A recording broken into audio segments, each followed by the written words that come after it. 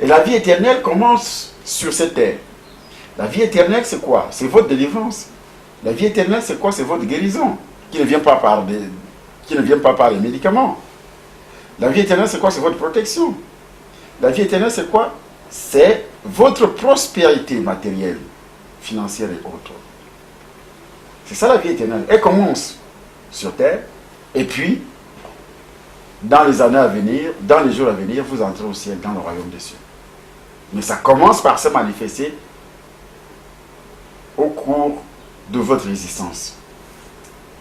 Alors, si vous êtes en rébellion contre Dieu, il sera difficile d'avoir une vie éternelle. La rébellion commence lorsque vous refusez d'accepter le Sauveur et que vous trouvez d'autres chemins selon votre invention. Vous trouvez d'autres arguments selon votre invention. Vous trouvez des fétiches, vous trouvez des traditions, vous trouvez des coutumes.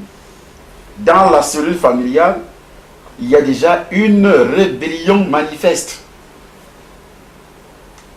Vous quittez la cellule familiale avec une malédiction. Alors, ça veut dire quoi? Il ne faut pas s'attendre aussi à recevoir la bénédiction. Il ne faut pas s'attendre aussi à trouver du travail. Il ne faut pas s'attendre aussi à avoir une belle maison.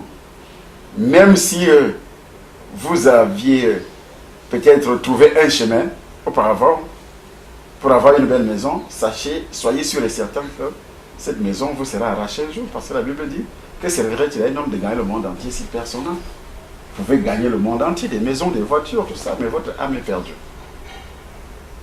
Donc, cette rébellion commence dans la cellule contre Dieu. Le père est contre Dieu, la mère est contre Dieu, les enfants contre Dieu. Et après ça, dès qu'il quitte la cellule familiale, il a déjà les liens de rébellion dans sa vie. Il entre à l'école primaire, il est rebelle à l'enseignant, parce qu'il y a une certaine malédiction qui suit la personne. Au collège, il est rebelle au professeur. À l'université, il est rebelle. Il va donc quitter l'université et commence à chercher le travail. Le patron aussi, il ne se soumet pas. Il est rebelle au patron. L'autorité centrale qui est le chef de l'État, il est rebelle. Au ministre, il est rebelle. Et le jour qu'il va se convertir, ces liens de rébellion vont le suivre également. C'est pour cela que vous voyez les gens qui vont dans les églises, n'écoutent pas les hommes de Dieu. Il s'est converti. Il a reçu le Seigneur. Il dit, ah, moi je ne suis pas un homme, hein, je suis Dieu. Ça c'est les premiers fruits, les premiers signes qui prouvent qu'un chrétien a un esprit, a des liens de rébellion. Je ne suis pas un homme. Or, la parole de Dieu, Dieu dit, obéissez à vos conducteurs. Qui est conducteur? C'est l'homme que Dieu a établi. Mais lui, il te dira que je ne suis pas un homme. Je suis seulement le Seigneur. Quelqu'un va te dire également, moi j'aime aller partout où on parle de Dieu. Il peut rester ici, un mois on parle de Dieu. Il peut rester de l'autre côté, un mois on parle de Dieu. Il change, il va là où il veut. Or, Dieu exige que tu aies une assemblée. Dans cette assemblée, où tu es né de nouveau, tu as reçu le Seigneur là, tu es enfant de Dieu là, comme toute personne qui vit dans ce monde a une famille, a une cellule familiale. Il n'y a personne qui est tombé du ciel. Même Jésus avait une cellule familiale, un père adoptif et une mère. Il a grandi là jusqu'à l'âge de 30 ans. Et quand on est né de nouveau, vous appartenez à une entité spirituelle qu'on appelle l'Église. À la tête se trouve un homme spirituel établi par Dieu. Ceux qui se convertissaient dans l'Église primitive, alors, ils ne sont pas repartis dans le monde. C'est pour cela qu'il est écrit, Actes chapitre 2, verset 41, ceux qui acceptèrent sa parole furent baptisés. Qui a enseigné le baptême? C'est l'homme qui a annoncé l'évangile. Et il persévérait dans les enseignements des apôtres. Comment ça persévérer? Parce que Dieu ne peut pas dire, comme tu ne connais pas, tu es innocent. Non. Il faut que tu sois enseigné pour être averti. Parce que tu vas poser des actes demain après demain, de rébellion contre Dieu, contre l'autorité en place, Dieu va te reprendre. Il ne va pas tenir compte de ton ignorance. Le peuple périt faute de connaissance. Donc tu vas rencontrer dans les assemblées des enfants de Dieu remplis de liens de rébellion qui proviennent de la famille et eux-mêmes ils ont développé ces liens de rébellion. Le pasteur parle, ce n'est pas son problème. Il fait ce qu'il veut. Il change d'assemblée comme il veut. Et dans sa tête, il cherche le bien terrestre. Il cherche les ossements des prières. Il cherche la bénédiction, il cherche la prospérité. Ça ne viendra pas tant que tu ne reviens pas sur le droit chemin, la soumission aux autorités. Donc, il faudrait que chaque enfant de Dieu soit délivré des liens de rébellion. Ces liens de rébellion font ce qu'on appelle des désastres aujourd'hui dans les assemblées. Vous allez rencontrer quelqu'un qui te dira que moi j'ai déjà persévéré au moins dans 3 assemblées. J'ai déjà persévéré au moins dans 4 assemblées. Mais quand il quitte avec vraiment un passé lourd. Il faut entendre ce qui sort de sa bouche contre le serviteur que j'ai établi dans cette assemblée.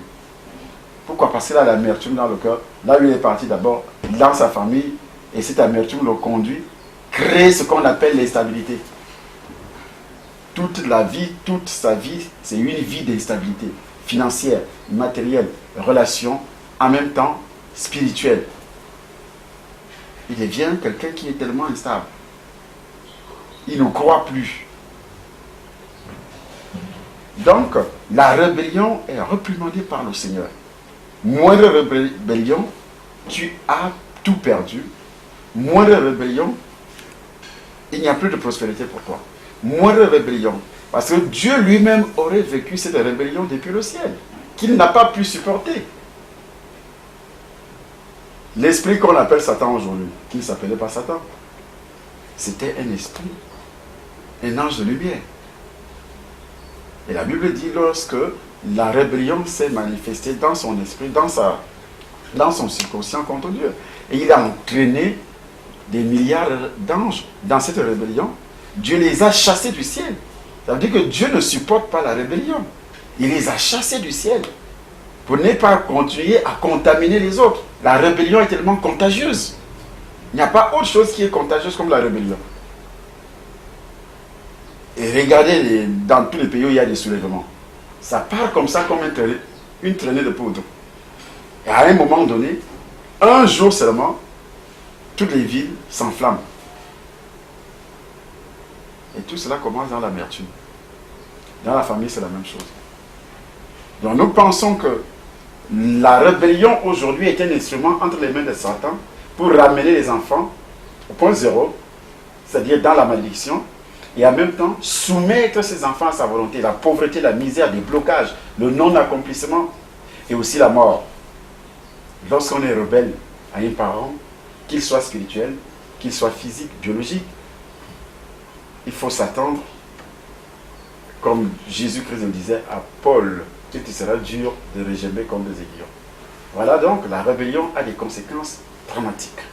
Nous n'allons pas revenir sur l'intégralité de ces 7 liens qui sont les plus redoutables dans la vie des enfants de Dieu, mais nous allons, avec votre permission, docteur Kiboutou, vous qui êtes l'auteur de cet ouvrage, parler d'un autre lien que vous avez évoqué, parce que, selon vous, ce qui est d'ailleurs vrai, il touche beaucoup d'Africains, l'occultisme.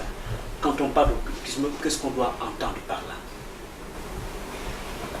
Se débrouiller par soi-même, à chercher de l'aide spirituelle, en tâtonnant, en touchant un certain nombre de pratiques spirituelles via les médias, via l'Internet, via des centres initiatiques où on veut apprendre à trouver la puissance, la force ou l'aide spirituelle par soi-même. C'est ça l'occultisme. Plutôt que de s'adresser au Dieu de Jésus-Christ révélé dans la parole de Dieu, la Bible. Maintenant, je suis conscient d'une chose. C'est que souvent, lorsque nous parlons de ces choses, on dit, mais écoutez, ça c'est quand même exclusif. Nous répondons tout simplement que le problème qui est là au sujet du christianisme, c'est que le christianisme est radical et exclusif. Nous ne l'avons pas créé. Ce n'est pas une science fabriquée par quelques groupuscules dans le monde pendant notre génération. Nous l'avons tous reçu. Nous l'avons tous trouvé.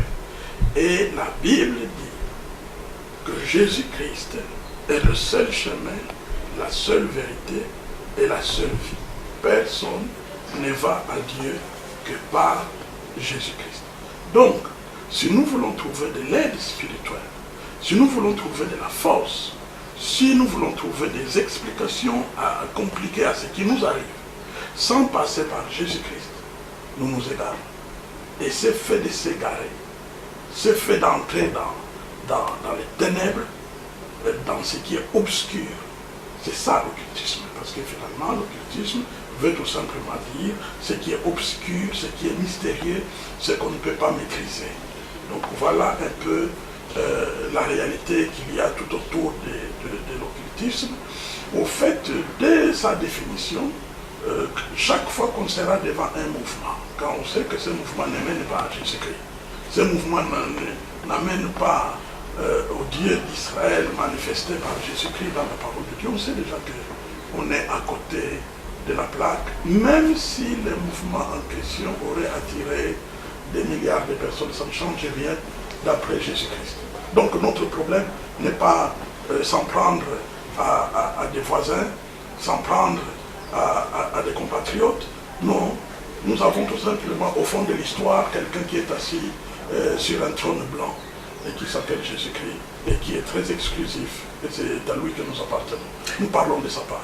Alors, puisque c'est vous qui avez rédigé ce livre, Vaincre les 7 liens les plus redoutables, je voudrais continuer un temps soit peu avec vous, docteur. On va les vaincre comment? Et on peut les vaincre comment? Oui, c'est d'ailleurs l'objet du livre. Chaque lien est expliqué et puis à la fin, nous proposons ce que la Bible dit pour vaincre ce lien. Pour faire court, nous pouvons par exemple revenir sur l'occultisme dont vous parlez. Donc pour le vaincre, acte numéro 1, reconnaître que j'ai pris un mauvais chemin. C'est un peu comme un conducteur. Vous avez une destination, vous n'avez pas le GPS, vous avez tâtonné, vous avez pris à droite, alors vous allez partir à gauche, vous avez perdu.